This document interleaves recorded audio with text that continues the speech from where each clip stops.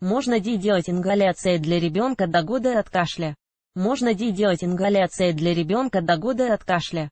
Ингаляция для ребенка – самый эффективный способ лечения заболеваний легких. Для этого в медицине используют современную систему небулайзер. В отличие от таблеток и сиропов, с помощью него лекарство распространяется по всей поверхности слизистой легких. Капли вещества быстро всасываются в организм и начинают свое действие. Мальчик делает ингаляцию, для чего назначают ингаляции. Дети часто болеют острыми респираторными вирусными инфекциями. Не всегда простуда проходит быстро и без осложнений. В некоторых случаях детям назначают ингаляцию. Процедура включает в себя вдыхание лекарственных веществ через нос. Это способствует быстрому всасыванию частиц, увлажнению слизистой оболочки, отхождению мокроты. Ингаляции при кашле у ребенка назначаются для лечения следующих заболеваний: острый и хронический бронхит, танзилит, ринит, бронхиальная астма, аллергии, сердечные заболевания, туберкулез, фарингит, пневмония. Ингаляторы применяют при тяжелом течении болезни. В 80% случаев метод помогает за 5 дней улучшить состояние. Важно! Ингаляторами проводят лечение даже гормональными препаратами. Виды ингаляторов. Ингаляции для грудничков назначают при кашле через систему небулайзер. Она не опасна для детей и удобна в использовании. Компрессионный – это самый распространенный тип небулайзеров. Он позволяет использовать любые лекарственные средства для дыхательных путей. Распыление проводят 1 раз в день. Применение системы разрешено с 1,5 лет. Аэрозоль внутри создают при помощи струй воздуха специальным компрессором. Система надежна в использовании. Однако при применении у грудничков вызывает затруднения, так как камеру небулайзера необходимо держать в вертикальном положении. Грудничок с ингалятором. Ультразвуковые ингаляции при кашле ребенку ультразвуковым небулайзером помогают вылечить насморк и мокрый кашель. Мелкодисперсный аэрозоль формируют при помощи ультразвукового генератора, колебания передаются через воду и раствор. При нажатии происходит распыление наподобие струй воды. Система работает бесшумно, применение лекарственных средств имеет узкий диапазон. Используется редко, так как не все препараты можно таким образом заправлять в баллон. Электронно-сетчатая смесь внутри ингалятора формируется при просеивании жидкого лекарственного раствора через специальную мембрану. Сетку с микроскопическими отверстиями. Можно сделать несколько вдохов в день. Система бесшумная, подходит для широкого спектра лекарств, можно проведение ингаляции под любым углом. Небулайзер удобен в использовании у грудничков. Единственный минус – высокая стоимость. Система многоразовая, потому быстро окупается. Важно! При хронической бронхиальной астме курс лечения пожизненный. Паровые ингаляции ребенку паровыми ингаляторами проводят при сильном сухом кашле.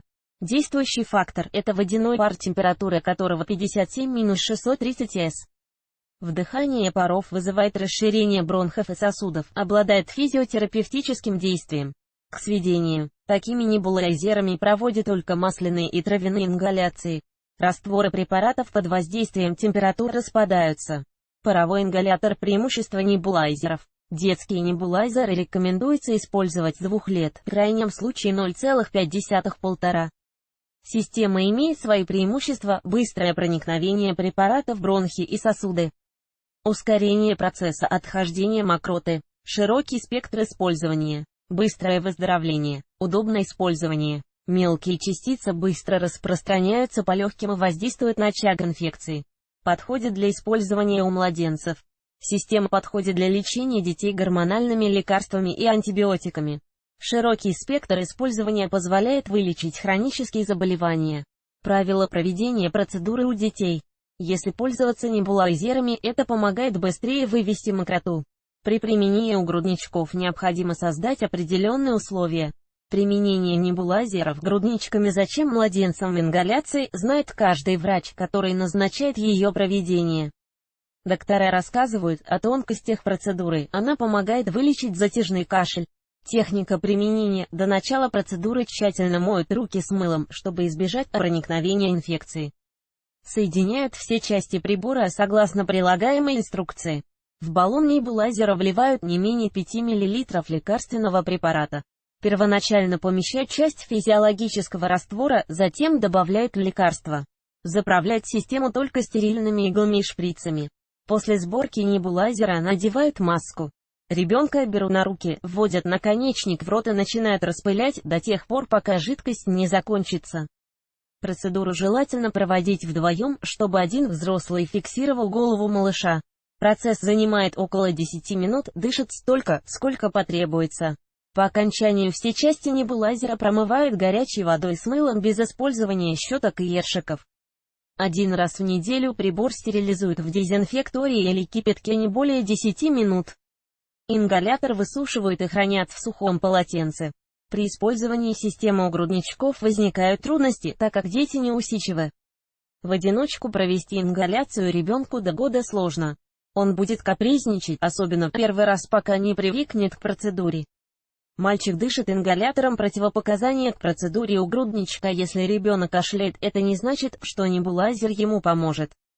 Существуют запреты в использовании системы, если у ребенка есть склонность к носовым и легочным кровотечениям.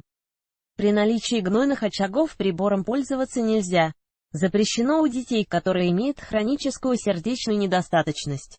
При патологиях дыхательных путей и недоразвитости внутренних органов. Доктора всегда предупреждают о рисках использования. При наличии противопоказаний врачи подбирают другое лечение. Важно! Небулайзеры при гнойных заболеваниях усугубляют состояние ребенка. Правила использования применения прибора требуют соблюдения простых правил. Процедуру проводят спустя 1,5 часа.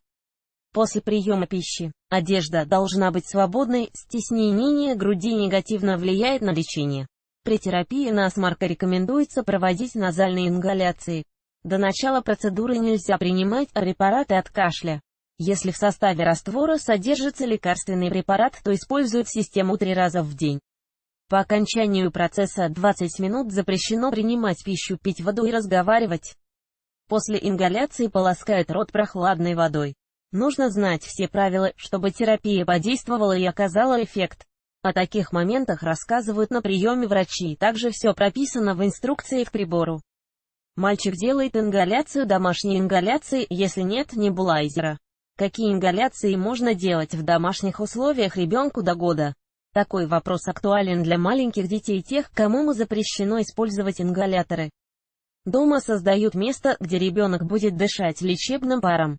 Не нужно заставлять малыша часто дышать, вдохи должны быть естественными. Ингаляции для домашних условий. Картошка. Отваривают картофель в мундире. Ребенку дают дышать паром от горячих клубней или держат над водой, в которой он варится. Метод помогает избавиться от мокроты и прочистить нос. Пар стимулирует отхождение слизи. Минералка. Такая вода содержит в составе большое количество минеральных веществ.